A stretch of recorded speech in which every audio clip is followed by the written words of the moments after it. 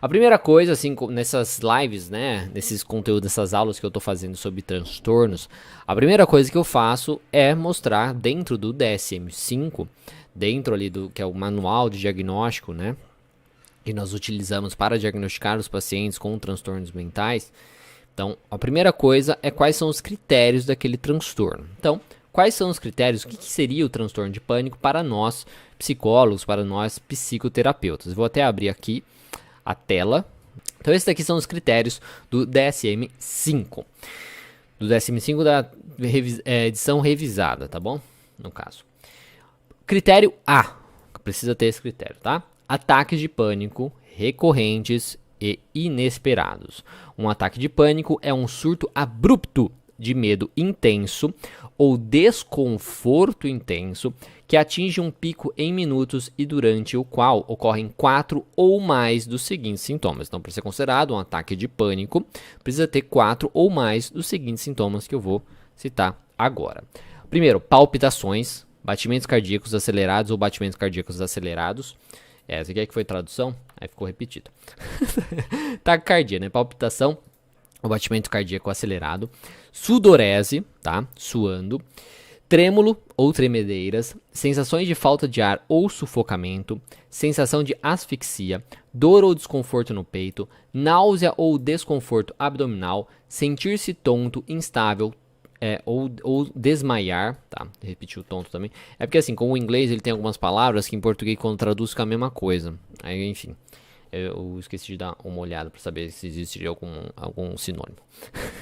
Calafrios ou sensação de calor, parestesias, que é a sensação de dormência ou formigamento, desrealização, que é a sensação de irrealidade ou despersonalização, que é desprendimento de si mesmo, medo de perder o controle ou enlouquecer e medo de morrer. Então, para ser considerado um ataque de pânico, a gente precisa ter 4 ou mais desses sintomas. Se não tem menos de 4 desses sintomas, não é considerado um ataque de pânico, tá bom? E ataque de pânico e crise de ansiedade pode ser muito o jeito de falar das pessoas, tá bom? Então a pessoa vai, tive uma crise de ansiedade, muitas vezes ela teve um ataque de pânico, tá? Ou a gente pode ter que pensar que uma crise de ansiedade é quase um ataque, enfim, aí vai variar da definição das pessoas, tá bom? Mas enfim, então a primeira coisa para ser considerado um transtorno de ansiedade, precisa existir ataques de pânicos recorrentes e inesperados aí na vida do paciente. E esses sintomas específicos, e também existem alguns sintomas específicos da cultura, por exemplo, zumbido, dor no pescoço, dor de cabeça, gritos ou choro incontrolável. Calma aí que eu esqueci de tirar deixar no não perturbe aqui. Tá. Choros incontroláveis podem ser observados também, às vezes, num paciente ali com transtorno de pânico. Mas, só que esses sintomas não devem contar como um dos 4 sintomas obrigatórios, tá? Isso é muito importante. Então, em algumas culturas específicas, podemos encontrar alguns outros sintomas que podem aparecer ali no ataque de pânico, como, por exemplo, zumbido, dor no pescoço, dor de cabeça, gritos ou choro incontroláveis, tá? A gente pode encontrar isso, mas eles não são considerados para a gente fechar o diagnóstico, para a gente fechar ali, então eles contam como esses 4 sintomas que tem que existir para ser considerado um ataque de pânico. E o surto abrupto pode ocorrer a partir de um estado calmo ou ansioso. Ou seja, o paciente pode estar de boa, tá vivendo a vida dele. Eu posso estar aqui, de boa, assim, de repente, tenho aí um surto e tenho o ataque de pânico. Ou pode ser um momento que eu estou ansioso, em uma situação que eu estou ansioso e aquilo vai aumentando a minha ansiedade a ponto de gerar ali um ataque de pânico. O segundo critério, critério B, é pelo menos um dos ataques foi seguido por um mês ou mais de um ou ambos dos seguintes. Preocupação persistente com ataques de pânico adicionais ou suas consequências, por exemplo, perder o controle, ter um ataque cardíaco, ficar louco. Uma mudança também desadaptativa significativa no comportamento relacionado aos ataques, por exemplo, comportamentos projetados para evitar ataques de pânico, como evitar exercícios ou situações desconhecidas. C. A perturbação não é atribuível aos efeitos fisiológicos de uma substância, por exemplo, uma droga de abuso, um medicamento ou outra condição médica. E D, a perturbação não é melhor explicada por outro transtorno mental. Por exemplo, ataques de pânico não ocorrem apenas em resposta a situações sociais temidas, como no transtorno de ansiedade social, em resposta a objetos ou situações fóbicas circunscritas, como fobia específica, em resposta a obsessões, como transtorno obsessivo-compulsivo, em resposta a lembranças de eventos traumáticos, como no transtorno de estresse pós-traumático, ou em resposta à separação de figuras de apego, como no transtorno de ansiedade de separação. Então, o critério mais relevante aqui pra gente, tá? Pra gente realmente denominar um transtorno de pânico, porque existe o ataque de pânico, tá? Então, assim, um indivíduo com ansiedade social, ele pode ter ataques de pânico. O indivíduo com fobias específicas podem ter um ataque de pânico.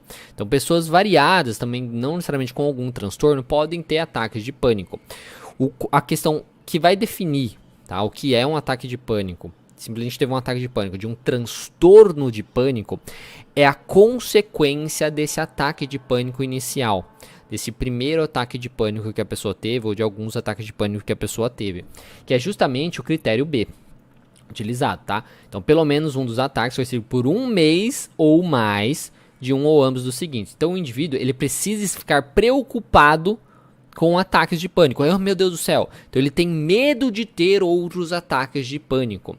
E por conta dele ter medo de ter outro ataque do pânico, ou das possíveis consequências de outro ataque do pânico, por exemplo, ele acha que vai morrer, ele acha que ele vai perder o controle, ou coisas nesse sentido.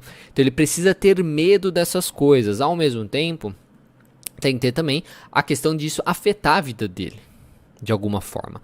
Onde ele evita situações, muitas vezes, para que ele não sinta alguma coisa ou para que ele não tenha o ataque de pânico. Porque se eu for fazer tal coisa, isso vai gerar um ataque de pânico, isso vai me afetar e tudo mais. Então eu evito essa situação. Tá? Então esse é o critério mais importante para a gente definir justamente isso. Tá, a Camila até perguntou aqui, ó, como diferenciar uma crise de ansiedade, de pânico. Né? Então assim, crise de ansiedade que eu falei, crise de ansiedade e pânico é a mesma coisa. Tá? É só um jeito diferente de você falar, tá certo? Enfim, então para dizer que é um transtorno de pânico, que antigamente chamava de síndrome de pânico, tá? Então é isso, tá? A pessoa precisa ter a preocupação com aquele primeiro ataque ou outros ataques que ela tem. Se ela não tem essa preocupação, se ela teve um ataque de pânico, ou tem alguns ataques de pânico, mas não tem essa preocupação com o ataque, medo de ter de novo, não evita situações também para não ter um ataque e tudo mais, não é considerado um transtorno de pânico, tá bom? Isso é muito importante de falar. E agora, então deixa eu tirar aqui agora onde está? É aqui. E agora no YouTube, vamos voltar aqui só para minha cara. Então, o que não é um transtorno de pânico? Então, eu falei para vocês o que é o transtorno de pânico, quais são os critérios, as características e tudo mais.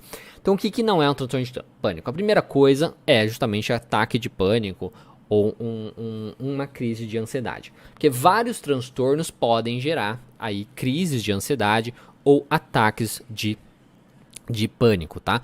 A Glau perguntando qual o canal do YouTube. O canal é Terapia Cognitiva Lives, tá? Terapia Cognitiva para Profissionais Lives. Se você entrar no... eu não sei como que você vai acessar. Na verdade. Tem o Instagram da Academia da TCC, que lá tem o link, tá? O link na bio, tá bom? O link atualmente da bio não tem. Mas o link que tá na Academia da TCC, no Instagram da Academia da TCC, tem o link na bio. Mas você pode procurar no YouTube, Terapia Cognitiva para Profissionais Lives. Aí você vai encontrar, tá bom? Enfim, então, vários transtornos podem gerar crises de pânico aí, ou ataques de pânico ou crises de ansiedade. Muitas pessoas podem ter ataques também em vários momentos da vida. O que caracteriza o transtorno de pânico é a preocupação comum com o próximo ataque e quanto isso afeta a sua vida. Então, essa é a primeira coisa que a gente precisa entender do que não é um transtorno de pânico.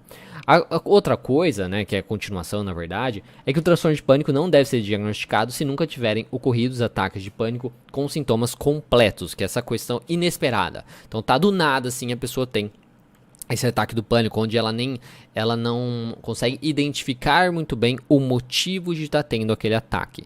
Então não é uma coisa muito específica, no sentido, eu fui fazer uma apresentação na faculdade, fiquei muito nervoso com aquela situação, e isso fez eu ter um ataque de pânico.